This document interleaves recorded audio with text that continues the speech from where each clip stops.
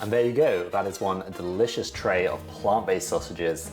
Beautifully golden brown on the outside. They look absolutely perfect. According to my girlfriend, these are the most sausage-looking sausages I've made so far. The first step for these sausages is to soak a couple of ingredients. You can do this overnight in cold water, or I'm going to use boiling water. So first we've just got some red lentils here, and I'll leave them to soak for about an hour.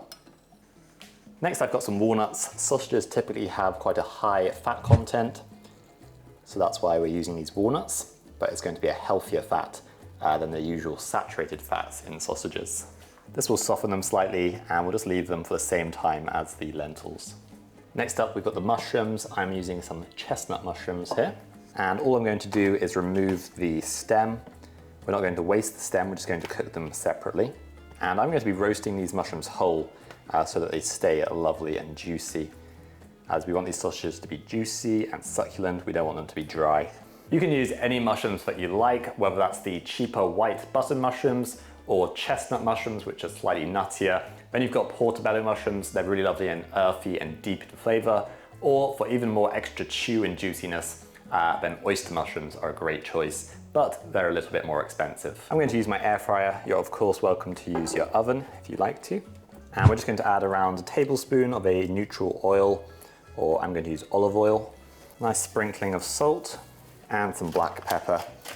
Keeping these seasonings for the mushrooms very simple, as we're going to add most of the seasonings in with the caramelized onion. And then just get in there with your hands, mop up all those seasonings with the mushrooms. Get all the mushrooms nicely coated in that olive oil. I've got the stems and the caps in here. Just going to break up these mushrooms slightly so that they're all sort of a similar size.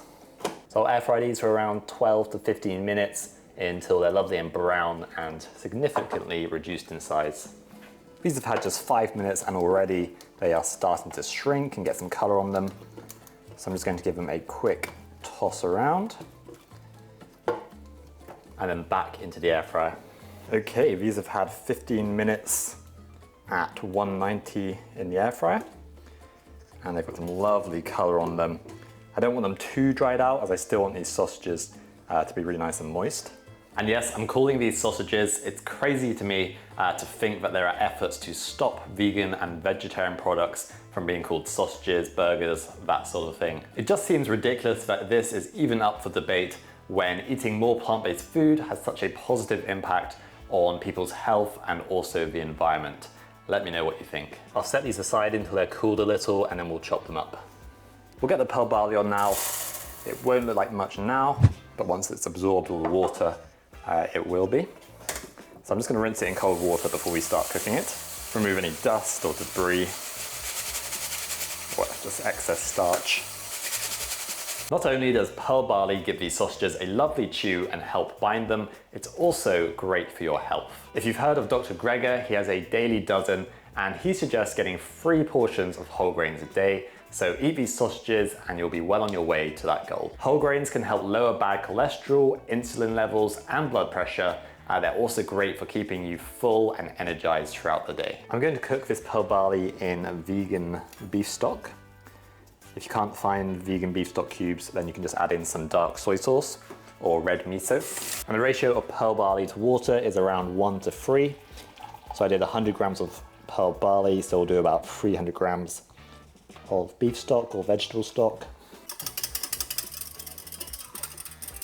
Cooking it in this vegan beef stock will add so much umami flavor to the pearl barley. And the pearl barley should absorb all this liquid, so we won't need to strain it afterwards. Bring that to a simmer now. Okay, that is boiling away nicely. I'm actually going to move this to the smallest hob ring and turn it down to the lowest heat. Give it one quick stir, and then we'll let that cook on the lowest heat for around 25 minutes or until all the water is absorbed, maybe more like 30 minutes actually. We're going to work on the flavor base for these sausages now with some caramelized onions and various other seasonings.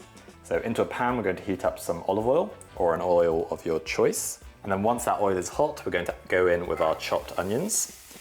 I'm doing quite a lot of onion. They add a really nice juiciness to these sausages and flavor, of course, once caramelized.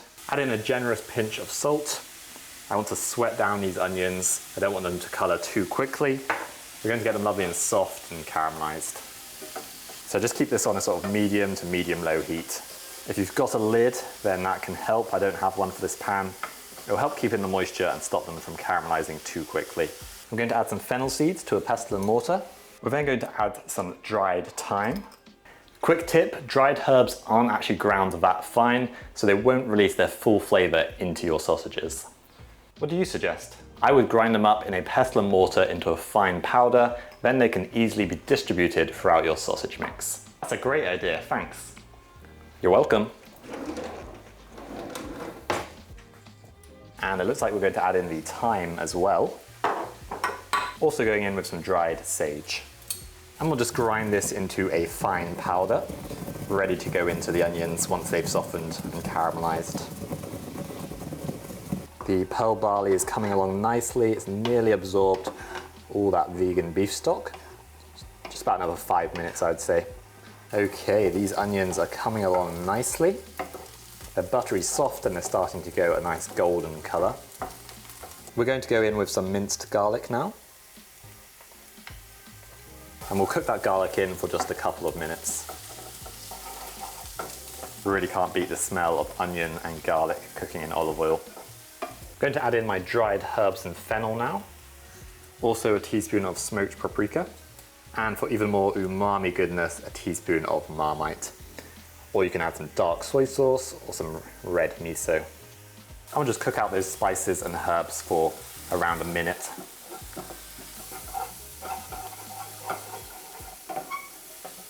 To deglaze the pan and add a touch of acidity to this recipe, just a teaspoon of balsamic vinegar is perfect. Deglazing will remove any of that caramelized goodness off the bottom of the pan. Just cook that for 30 seconds or so to get rid of any excess moisture. And there you go, that's going to be an incredible flavor base for these sausages.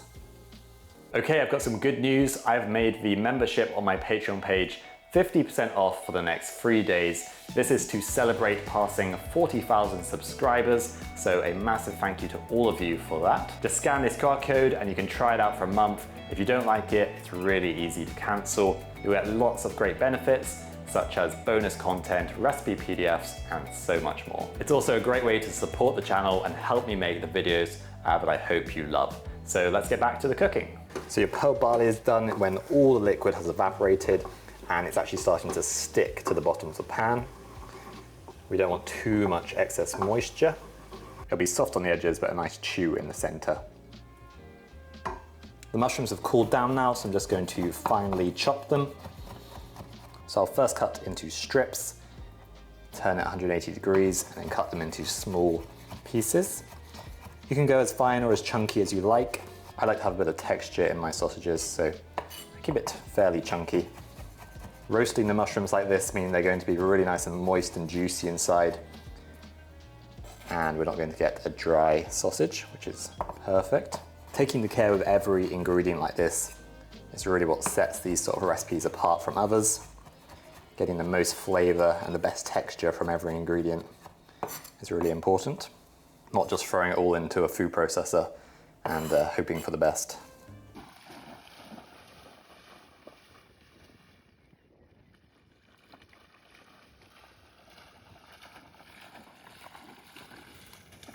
Okay, time to bring these sausages together. We're going to drain off our red lentils and just give them a quick rinse. Give them a little toss about, make sure all the liquid is drained off them. And then we'll just add them into our food processor. Same goes for the mushrooms, just drain them. Give them a good shake, get them nice and dry. We'll just leave them here for now. This is the only ingredient we're going to turn into a sort of paste. The rest we're going to keep quite coarse. And then you can just add them in with your mushrooms. I'm using a baking dish only because it's easier to show you guys. You can of course use a mixing bowl. Then back to the food processor and we're going to add in our walnuts. Also going to add in the pearl barley. And we're going to pulse this into quite a coarse mixture. This is the sort of texture we're looking for. Still got a few nice sort of chunks of pearl barley and walnut in there. Okay, that's all the food processing we're going to do. You can add this into the mushroom and the lentils. Make sure you get that all out of there. no wastage. Using a spatula is definitely helpful. I'm going to add in my seasoning mix now with the onion and all those lovely flavorings.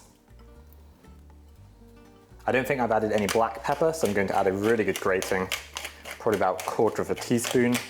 And then a little tip with the pepper grinder, if you make it really tight, you'll get nice and fine pepper, or I want slightly coarser pepper, so you get nice sort of spicy, peppery bits. So I'm going to open it up slightly.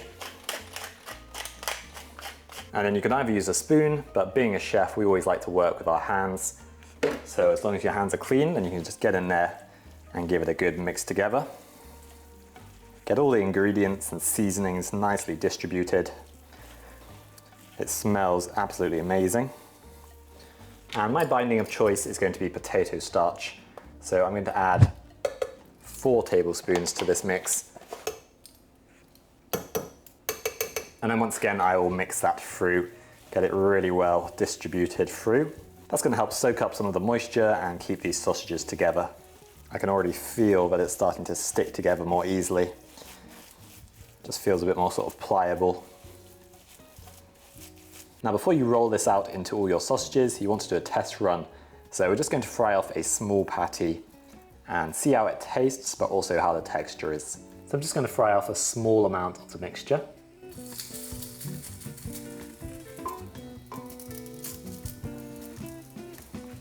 Okay, let's give this a taste.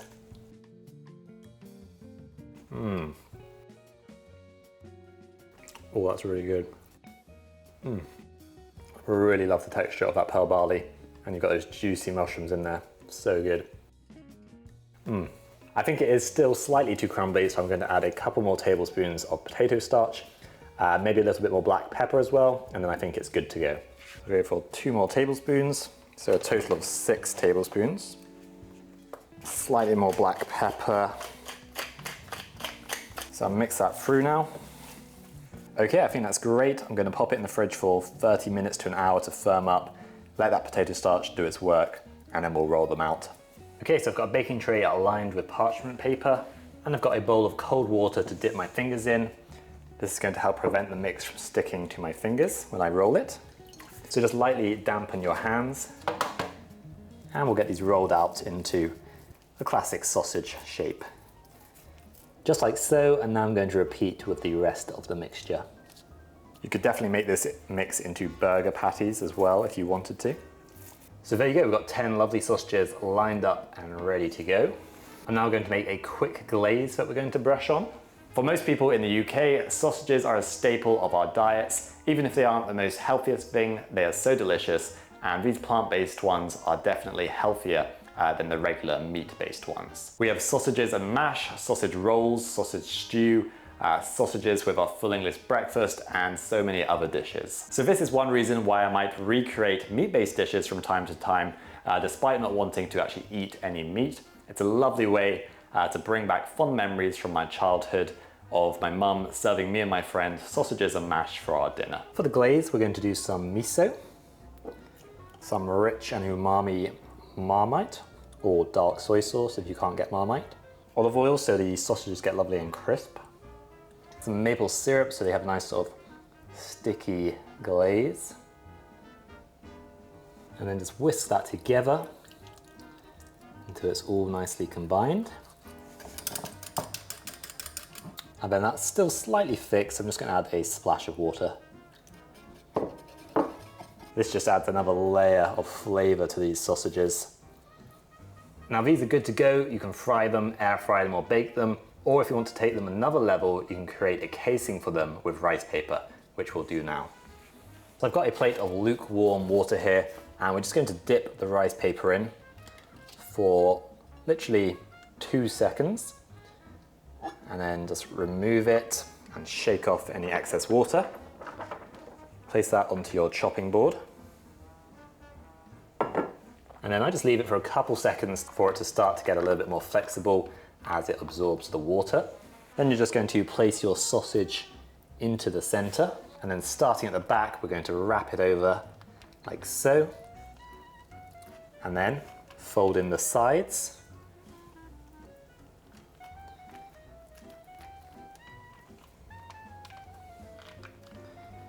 And then you can just roll it up like a burrito. And there you go, it's perfectly wrapped. And we'll give it one more glaze and then we'll bake it.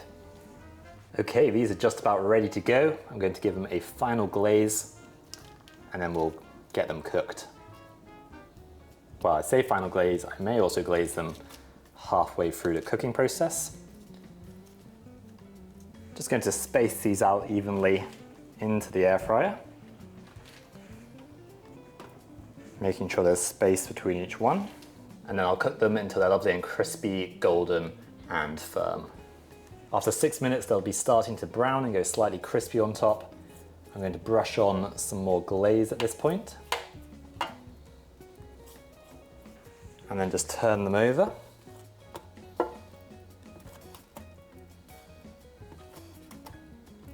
And give them another brushing of glaze. And then back into the air fryer. And there you go, that is one delicious tray of plant-based sausages, varying in size just a little bit. Beautifully golden brown on the outside. They look absolutely perfect. I did also cook a couple without the casing, just to show you that they do stay together. They don't need the casing if you don't want to use it. And then let's have a peek inside. Looking good, really nice and firm, holding together perfectly. These are great, not only used whole, but you can cut them into nice little rounds, just like you can with regular meat sausages. And then use them in a pasta dish or maybe in a stew.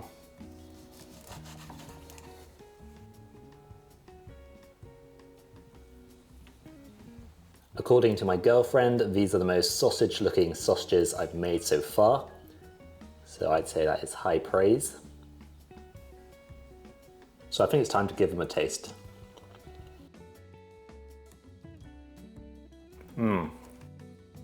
They really hit the spot.